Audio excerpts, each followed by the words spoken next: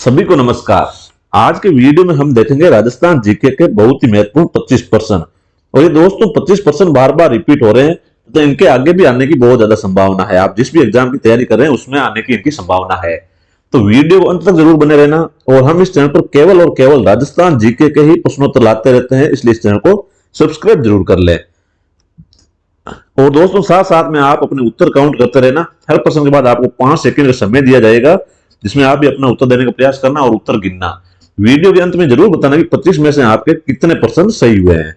तो चलो शुरू करते हैं। पहला प्रश्न है, माही बजाज सागर परियोजना का सर्वाधिक लाभ किस जिले को मिलता है? Option A Udaipur, option B Dungarpur, option C Banswara और ऑप्शन डी प्रतापगढ़। अपने को पूछा गया है कि माही बजाज सागर परियोजना का सर्वाधिक लाभ किस जिले को मिलता है। तो दोस्तों जिन्होंने भी ऑप्शन सी सोचा है, जिन्होंने भी ऑप्शन सी दिया है, उन सभी का उत्तर सही है। माही बजाज सागर परियोजना का सर्वाधिक लाभ किसको मिलता है? बांसवाड़ा को। और दोस्तों माही बजाज सागर बांध किस जिले में बना हुआ है? तो यह बना हुआ है बांसवाड़ा जिले में। बांसवाड़ा जिले में। और ये नदी कौन सी पर बना हुआ है? तो नाम से स्पष्ट हो रहा है, कौन सी नदी? माही नदी। और दोस्तों माही बजाज सागर बांध राज्य का सबसे लंबा बांध है, यह थोड़ा सा फैक्ट ध्यान रखना। राज्य का सबसे लंबा बांध। ऐसा क्वेश्चन भी बन सकता है कि निम्नलिखित में से राज्य का सबसे लंबा बांध कौन सा है, तो वो कौन सा होगा? माही बजाज सागर बांध। अब आते हैं अगले प्रश्न पर। केंद्रीय शुष्क बागवानी संस्थान स्थित है। दोस्तों कई बार रिपीट हो चुका है ये क्वेश्चन। केंद्रीय बागवानी संस्थान, option A Udaipur, option B Jodhpur, option C Bikaner और ऑप्शन डी श्री गंगानगर। तो दोस्तों जिन्होंने भी ऑप्शन सी दिया है उन सभी का उत्तर सही है। दोस्तों केंद्रीय शुष्क बागवानी संस्थान कहां पर स्थित है? बीकानेर में। और दोस्तों बीकानेर में अगर जगह पूछे तो कौन सी है? बीछवाल। बीछवाल बीकानेर में, बीकानेर में स्थित। और इसकी स्थापना कब हुई थी? 1993 ईस्वी को। तो जिन्होंने भी ऑप्शन सी बीकानेर दिया है उन सभी का उत्तर सही है। अब देखते हैं तीसरा प्रश्न। राजस्थान के औद्योगिक एवं वित्त में सहयोग देने वाली संस्था है। ऑप्शन ए राजस्थान वित्त निगम, ऑप्शन बी रिको, ऑप्शन सी राशिको और ऑप्शन डी उपयुक्त सभी। आपके पास 5 सेकंड का समय, सभी इसका उत्तर सोचें।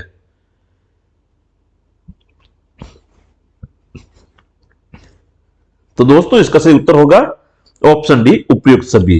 दोस्तों राजस्थान वित्त निगम, रिको और राशिको ये तीनों ही अपने औद्योगिक एवं वित्त में सहयोग प्रदान करने वाली संस्थाएं हैं। इस प्रकार option D.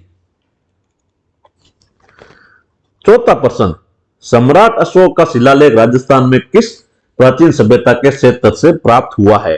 Option A Dandigarh, option B Ganeshwar, option C Bairat और ऑप्शन डी बागोर। अपने को पूछा गया है सम्राट अशोक का शिलालेख, और बहुत इंपॉर्टेंट है, कई बार एग्जाम्स में पूछा गया है। तो देखो सभी उत्तर देने का प्रयास करें इसका। तो इसका सही उत्तर ऑप्शन सी बेराट से। अशोक का शिलालेख कहां से प्राप्त हुआ? अपने को बेराट से। और इस शिलालेख को कहा क्या जाता है? एक नाम है इसका बाबरू शिलालेख। बाबरू अशोक के इस शिलालेख को क्या कहा जाता है? बाबरू का शिलालेख। और दोस्तों इसकी खोज किसने की थी? कैप्टन बर्ट ने। कैप्टन बर्ट ने। और की कब थी इसकी खोज? तो यह हो गई 1837 ईस्वी में। और मिला कहां था अपने को? बेराट में। और बेराट में भी कहां पर? बिजक डोंगरी। बिजक डोंगरी से अपने को मिला था। क्या मिला था? बाबरू का शिलालेख। तो इस प्रकार इसका सही उत्तर बेराट। और इस बेराट शिलालेख को क्या कहा जाता है? बाबरू का शिलालेख। खोज किसने की? कैप्टन बर्ट ने। कब की? 1837 में। और स्पेसिफिक जगह देखे तो बिजक डोंगरी। पांचवा प्रश्न, किसके शासनकाल में सबसे अधिक मंगोल आक्रमण हुए? ऑप्शन है Balban, option B Alauddin Khilji, option C Mahmud bin Tughlaq और ऑप्शन डी फिरोज तुगलक। अपने को पूछा गया है कि इन चारों शासकों में से सर्वाधिक मंगोल आक्रमण किसके शासनकाल में हुए। तो दोस्तों जिन्होंने भी ऑप्शन बी दिया है उन सभी का उत्तर सही है। किसके शासनकाल में? अलाउद्दीन खिलजी के। और अलाउद्दीन खिलजी का शासनकाल कब से कब तक रहा था? 1296 ईस्वी से 1316 ईस्वी तक, 20 वर्ष तक इसका शासनकाल रहा था। और इसी के शासनकाल में सर्वाधिक किसके आक्रमण थे? मंगोलों के। और इसने एक आक्रमणकारियों से निपटने के लिए एक नीति अपनाई, वो इंपॉर्टेंट है, कई बार एग्जाम में पूछा जाता है। उसमें क्या कहा जाता है? रक्त लोह नीति। यह थोड़ा सा ध्यान रखना, रक्त लोह नीति अपनाई थी मंगोलों या आक्रमणकारियों से निपटने के लिए। और किसने अपनाई थी? अलाउद्दीन खिलजी ने। और इसका भी सही उत्तर ऑप्शन बी अलाउद्दीन खिलजी। अब आते हैं अगले प्रश्न पर। इंदिरा गांधी नहर परियोजना बोर्ड का गठन कब किया गया? ऑप्शन है 1995, ऑप्शन बी 1958, ऑप्शन सी 1951 और option D 1959।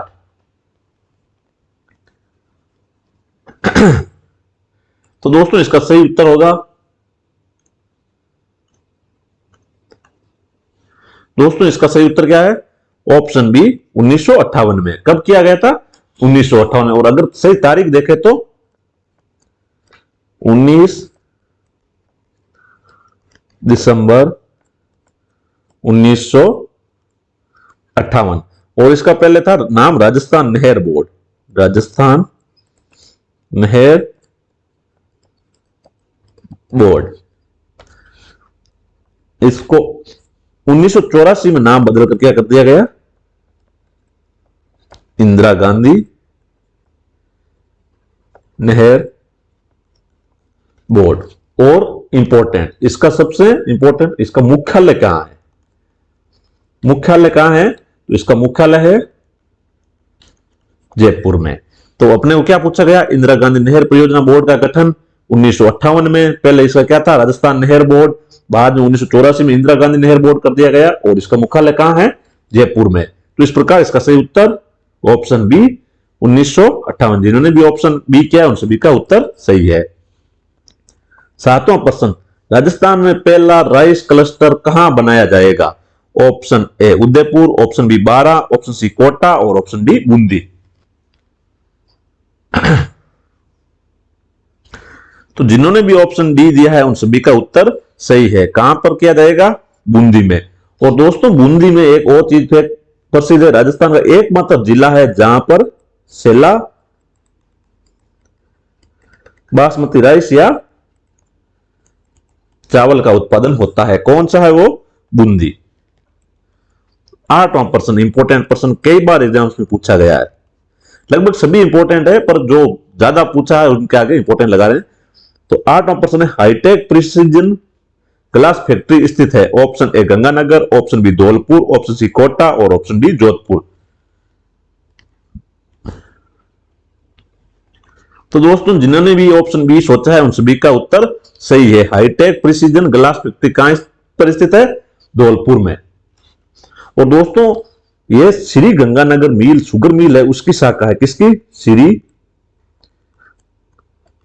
Ganganagar sugar mill की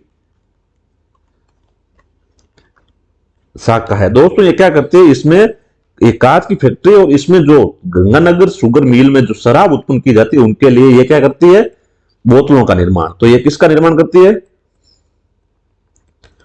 शराब के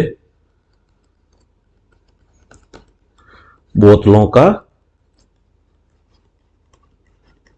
निर्माण। और इसमें उत्पादन दोस्तों कब स्टार्ट हुआ था? इसमें उत्पादन स्टार्ट हुआ था लगभग 1964 ईस्वी में। इसमें इनके शराब की बोतलों का उत्पादन स्टार्ट कर दिया था। और ये किसकी शाखा है? श्री गंगानगर शुगर मिल की शाखा है। और कार्य क्या है? इसके लिए शराब की बोतलों का निर्माण करना और उत्पादन 1964 में। तो इस प्रकार इसका सही उत्तर ऑप्शन बी धौलपुर। 9वां प्रश्न, राजस्थान में सबसे पहले पत्थर के बांध प्राप्त हुए? ऑप्शन है बेराट, ऑप्शन बी नौ, ऑप्शन सी गणेश्वर और ऑप्शन डी सोंती। दोस्तों अपने को पूछा गया कि किस सभ्यता से पत्थर के बांध के साक्ष्य प्राप्त हुए? तो जिन्होंने भी ऑप्शन सी राइट किया उन सभी का उत्तर सही है। किससे प्राप्त हुए? अपने गणेश्वर सभ्यता से। और दोस्तों गणेश्वर सभ्यता में क्या हुआ था कि बाढ़ से बचने के लिए, बाढ़ से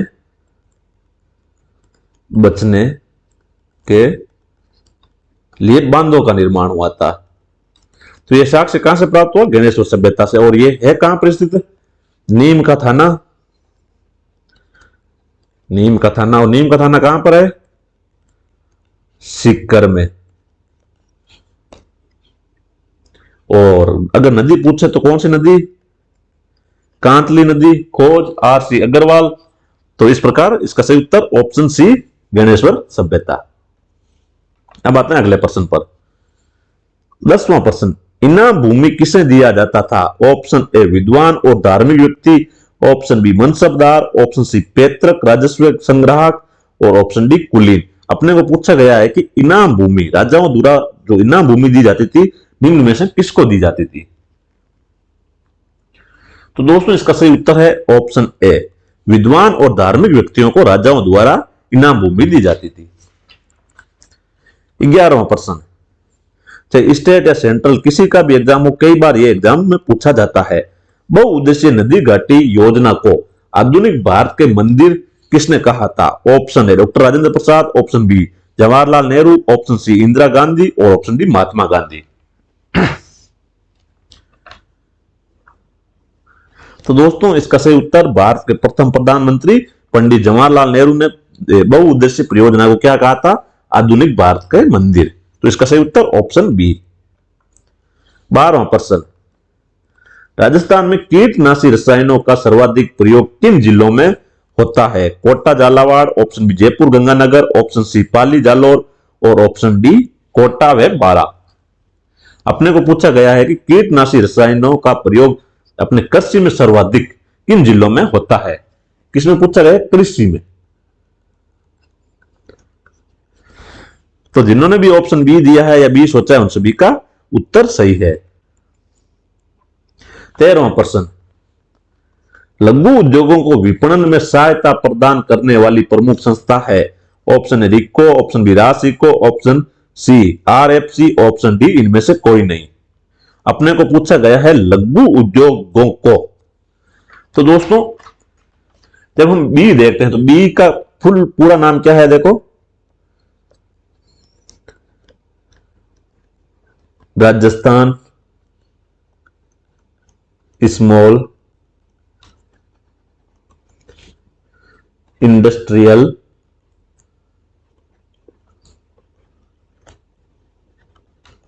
कॉरपोरेशन लिमिटेड। तो दोस्तों स्मॉल इंडस्ट्रियल का क्या नाम है? लघु उद्योग। हिंदी में क्या कहते हैं? लघु उद्योग।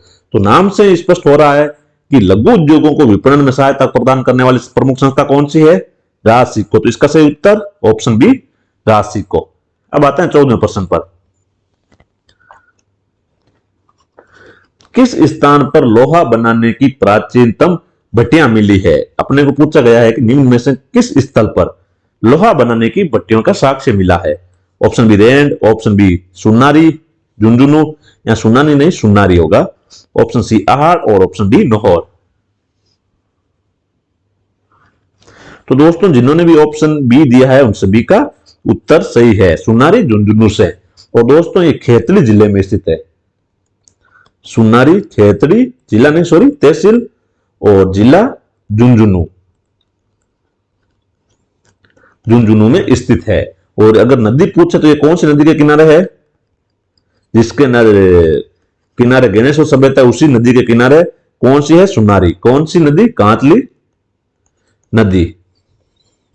और ये किस प्रकार की सभ्यता है? लोहे युगीन, क्योंकि यहां पर लोहे बनाने की साक्ष्य मिले हैं। तो ये किस प्रकार की सभ्यता होगी? लोहे युगीन सभ्यता। और दोस्तों रेंड ये है टोंक में, यहां से लोहे के औजार मिले थे, लोहे के औजार। अब आते हैं 15वें प्रश्न पर। राजा मान सिंह के पास कुल कितनी मनसबदारी थी? ऑप्शन है 4000, ऑप्शन बी 7000, ऑप्शन सी 8000 और ऑप्शन डी 5000। अपने को पूछा गया है कि राजा मानसिंह के पास कितनी मनसबदारी थी।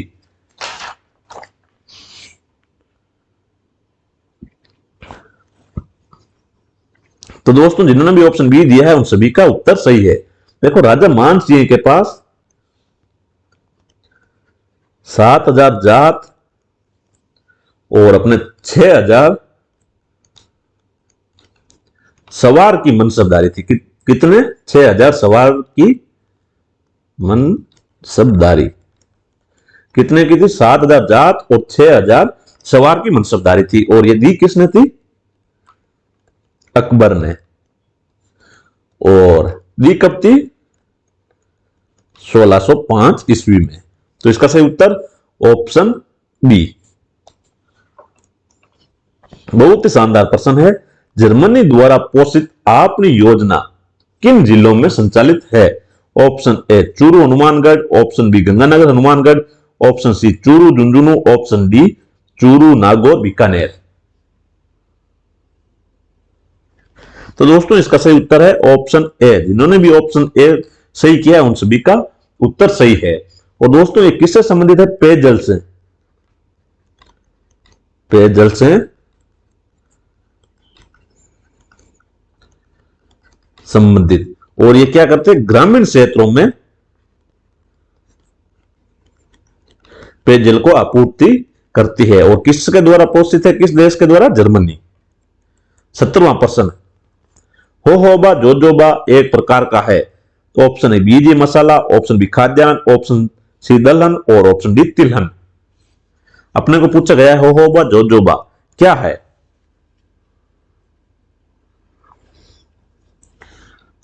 तो दोस्तों इसका सही उत्तर है ऑप्शन डी तिलहन। होहोबा जोजोबा किस प्रकार का पौधा है?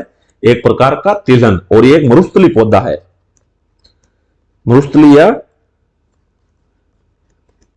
रेगिस्तानी पौधा है।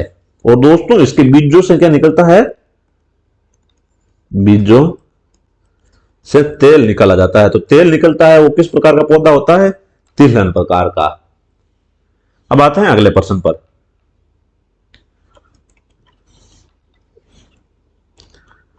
राजस्थान के किस जिले में औद्योगिक विकास सर्वाधिक हुआ है? Option A Jaipur, B Kota, C Alwar, D Bhilwara. अपने को पूछा गया है कि औद्योगिक विकास। दोस्तों औद्योगिक विकास उसी का हुआ है जो राज्य की क्या है? राजधानी। और राजधानी कौन? Option A Jaipur. तो जिनका भी ऑप्शन ए आ रहा है उन सभी का उत्तर सही है। अब देखते हैं 19वां प्रश्न। आर्य सभ्यता के लोग किस प्रथा को प्राथमिकता दिया करते थे? ऑप्शन ए बलि प्रथा, ऑप्शन बी बाल विवाह, ऑप्शन सी सती प्रथा और ऑप्शन डी नियोग प्रथा। अपने को पूछा गया है कि आर्य सभ्यता में निम्नलिखित में से कौन सी प्रथा थी? दोस्तों आर्य सभ्यता में क्या हुआ था? यज्ञ स्थल। यज्ञ स्थल। और उसी के पास क्या हुआ था? जले हुए पशु।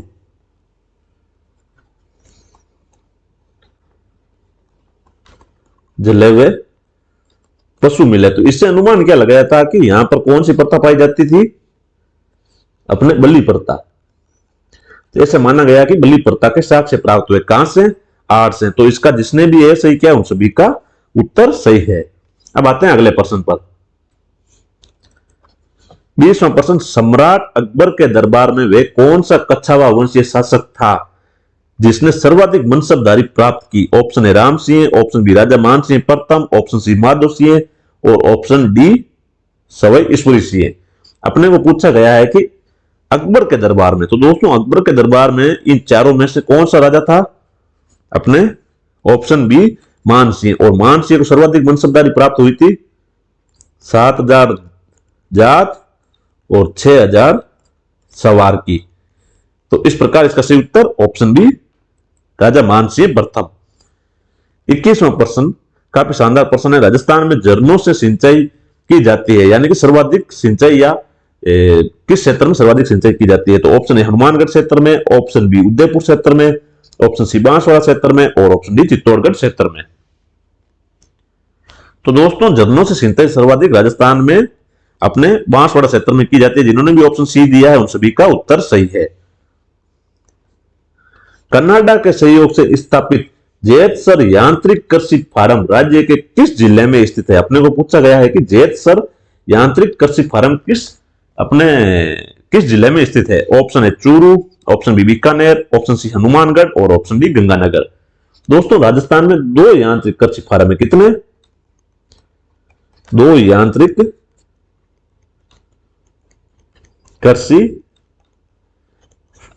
फार्म है। देखो पहला तो हो गया अपने सूरतगढ़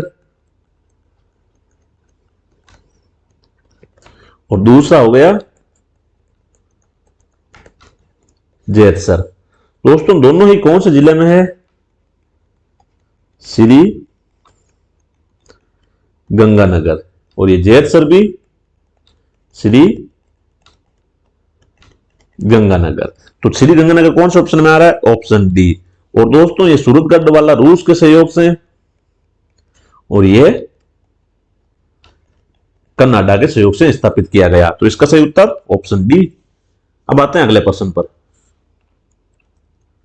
23वां प्रश्न, निम्न में से राजस्थान का कौन सा शहर सीमेंट का सबसे बड़ा उत्पादक है? Option A Jodhpur, option B Jaipur, option C Chittorgarh और ऑप्शन डी नागौर। अपने को पूछा गया है कि सीमेंट का सर्वाधिक बड़ा उत्पादक जिला।